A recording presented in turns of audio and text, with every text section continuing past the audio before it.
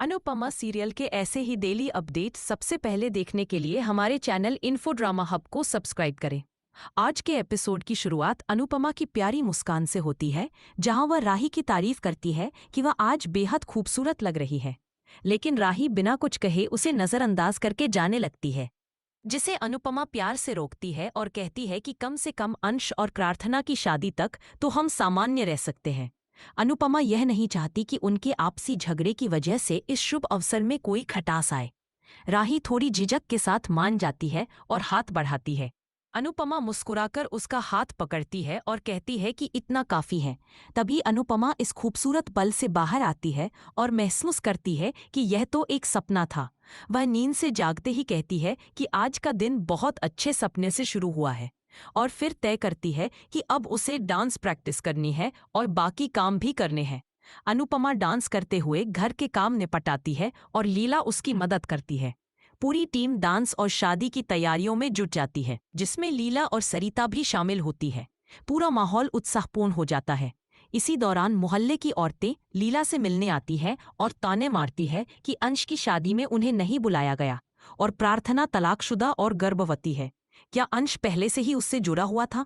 लीला यह सब सुनकर गुस्से से तमतमा उठती है और कहती है कि अंश की शादी वह चाहे जिससे भी कराए, इससे किसी को कोई मतलब नहीं होना चाहिए, और अगर ताने ही मारने आए हो तो निकल जाओ। वह औरतों को बाहर निकाल देती है। अनुपमा यह देख चौंक जाती है, लेकिन लीला की मजबूती से प्रभावित होती है और सुझाव देती है कि फंक्शन शुरू होने से पहले एक छोटी सी पार्टी होनी चाहिए। लीला अंदर से परेशान दिखती है और कहती है कि अंश का तलाकशुदा और प्रेग्नेंट प्रार्थना से शादी करना उसे डराता है, क्योंकि वह नहीं चाहती कि अंश भी वनराज जैसी गलती दोहराए। वह कहती है कि अगर अंश बच्चे को नहीं अपनाया तो रिश्ते टूट सकते हैं। अनुपमा समझाती है कि अंश वनराज जैसा नहीं है, लेकिन लीला उसे याद दिलाती है कि औरतें किसी और के बच्चे को आसानी से अपना सकती हैं, मर्दों के लिए यह मुश्किल होता है। लीला कहती है कि अनुज अपवाद था जिसने बच्चों को अपनाया, हर कोई ऐसा नहीं होता। वह कहती है कि काव्या और वनराज के रिश्ते में माही के कारण झगड़े हुए हैं और वह नहीं चाहती कि ऐसा ही अंश और प्रार्थना के बीच हो। अनुपमा उसे दिलासा देती है कि अंश संस्कारी लड़का है, हमारे द्वारा दिए गए मूल्यों पर खरा उतरता है। लीला कहती है कि हमने प्रार्थना को नहीं पाला, इसलिए शक होता है। अनुपमा जवाब देती है कि प्रार्थना के माता पिता ने राही, माही और परी को भी बहुत प्यार दिया है और उन्होंने भी परिवार को प्राथमिकता दी है। वह कहती है कि शाह हाउस में सभी रिश्ते नहीं टूटे हैं, तोशु और किंजल अभी भी साथ हैं, और लीला और बाबूजी का रिश्ता तो मिसाल है। लीला मुस्कुरा देती है और अनुपमा कहती है कि यही मुस्कान बाबूजी को दीवाना बना देती है। लीला और अनुपमा के बीच हल्की फुल्की हंसी मजाक होता है, जिससे माहौल हल्का हो जाता है। इसके बाद सभी मिलकर मेहंदी की तैयारी करने लगते हैं। अनुपमा कहती है कि आज की मेहंदी रस्म में एक खास सरप्राइज है। पाखी पूछती है क्या है, तो बाबूजी कहते हैं कि सरप्राइज सरप्राइज ही होता है। अंश चिंतित होता है और किंजल से पूछता है कि क्या उसकी परी से बात हुई। किंजल मना करती है। बाबूजी अंश से कहते हैं कि उतनी ही उम्मीद रखो कि अगर बहनें ना आए तो दिल न टूटे। अंश उदासी में कहता है कि अगर वे ना आए तो सब कुछ फीका लगने लगेगा। तभी राही, माही और परी आ जाती हैं और कहती है कि कुछ फीका नहीं पड़ेगा। अंश उन्हें देखकर बहुत खुश होता है और गले लगाता है। राजा और प्रेम भी पहुंचते हैं, जिससे सभी बहुत खुश होते हैं। अंश अपनी बहनों से मिलकर भावुक हो जाता है। जसप्रीत देखती है और कहती है कि चलो राही और माही को थोड़ी अक्ल तो आई। अनुपमा प्रेम और राजा का स्वागत करने आती है, लेकिन राही कहती है कि वो यहाँ सिर्फ अंश के लिए आई है, जिससे अनुपमा चौंक जाती है। जसप्रीत कहती है कि इनकी अक्ल भी चवन्नी जितनी ही आई है। अंश सभी को धन्यवाद देता है और खुश होकर उनका स्वागत करता है। इसी बीच राही कहती है कि पापा ने अपनी बेटी के लिए कुछ भेजा है, और फिर वह पराग द्वारा भेजा गया शगुन लेकर आती है, जिसे देखकर सभी लोग हैरान रह जाते हैं। राही प्रार्थना से कहती है कि यह तुम्हारे मायके से शादी का जोड़ा और शगुन है। जब शगुन में रखा हुआ महंगा नेकलेस सब देखते हैं तो तोशु और पाखी की आंखें पटी की पटी रह जाती है, और सरिता समेत अन्य सभी भी इस नेकलेस को देखकर चौंक जाते हैं। सरिता मजाक में कहती है कि इतने महंगे गहने देखकर तो किसी की भी नीयत खराब हो सकती है, जिसे पाखी ध्यान से सुन लेती है। राही बताती है कि यह सब सामान पापा ने खुद अरेंज किया है, जिससे प्रार्थना बेहद भावुक हो जाती है। किंजल उससे पूछती है कि वह रो क्यों रही है, तो अनुपमा कहती है कि जब बेटी मायके से तरसी होती है और वहां से अगर एक चिट्ठी भी आ जाए तो उसका मन भर आता है, और यहाँ तो प्रार्थना का आधा मायका ही आ गया है, इसलिए ये आंसू खुशी के हैं, लेकिन साथ ही दुख भी है कि उसके पापा, माँ और मोटी बा नहीं आए। प्रेम दिलासा देता है कि उम्मीद कभी नहीं छोड़नी चाहिए, शायद उनका मन बदल जाए और वे आ जाएं। इसी दौरान प्रार्थना अनिल से कहती है कि वह शादी का जोड़ा तो रख लेगी, लेकिन बाकी कुछ नहीं चाहिए।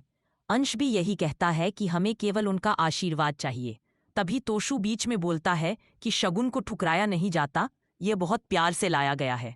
पाखी भी उसकी हाँ में हाँ मिलाती है और तोशु कहता है कि तुम बहुत लकी हो, लक्ष्मी खुद चलकर तुम्हारे पास आई है, उसे वापस मत भेजो। वह अपने अनुभव साझा करता है कि उसने यही गलती की थी, लेकिन प्रार्थना को वैसी गलती नहीं करनी चाहिए। अनुपमा तोशु को चुप कराने की कोशिश करती है। अनिल समझाता है कि यह सब पराग ने खास तौर पर भेजा है, अगर तुमने मना कर दिया तो उन्हें दुख होगा। प्रेम भी उसे समझाता है और आखिरकार प्रार्थना मान जाती है और शगुन स्वीकार कर लेती है, जिससे सब लोग खुश हो जाते हैं और अनुपमा सबकी नज़र भी उतारती है। इसके बाद जसप्रीत और भारती अनुपमा को सजाने बैठती है, लेकिन अनुपमा मना करती है, जिस पर भारती कहती है कि आपके पोते की शादी है, इसलिए आपको पूरी तरह सज कर आना चाहिए। जसप्रीत अनुपमा का मेकअप करती है। तभी राही उन्हें देखती है और अपने बचपन की यादों में खो जाती है, लेकिन अंदर ही अंदर उसे जलन भी महसूस होती है। अनुपमा उसकी नज़र पकड़ लेती है, लेकिन राही चुपचाप वहां से चली जाती है। अनुपमा भगवान से प्रार्थना करती है कि वह वापस जाने से पहले माँ बेटी के बीच की कड़वाहट को खत्म कर दे। कुछ देर बाद राही जब जाने लगती है तो अनुपमा उसे रोक कर कहती है कि ये हार मेरे बालों में लगा दो, जिससे राही हैरान रह जाती है। अनुपमा प्यार से कहती है कि इतना तो कर ही सकती हो, लेकिन राही गुस्से में हार को लेकर फेंक देती है, जिससे अनुपमा चौंक जाती है। राही गुस्से में कहती है कि आप जितना बांधने की कोशिश करेंगी मैं उतना ही बिखेर दूंगी, और वहां से चली जाती है।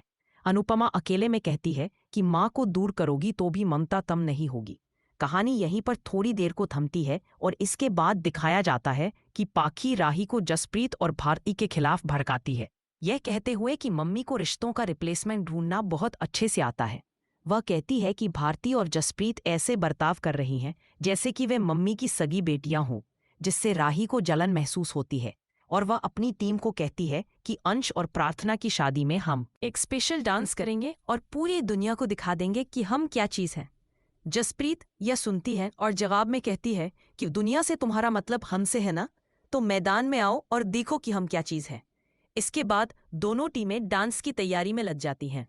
उसी वक्त तोशु सरिता को किसी से बात करते हुए देखता है और उसकी वीडियो बना लेता है, जिसे देखकर पाखी उस वीडियो से अनुपमा की टीम का पर्दाफाश करने का सोचती है। आज का एपिसोड आपको कैसा लगा हमें कमेंट करके ज़रूर बताएं। साथ ही ऐसे ही डेली अपडेट्स के लिए इस वीडियो को लाइक करें और हमारे चैनल को सब्सक्राइब ज़रूर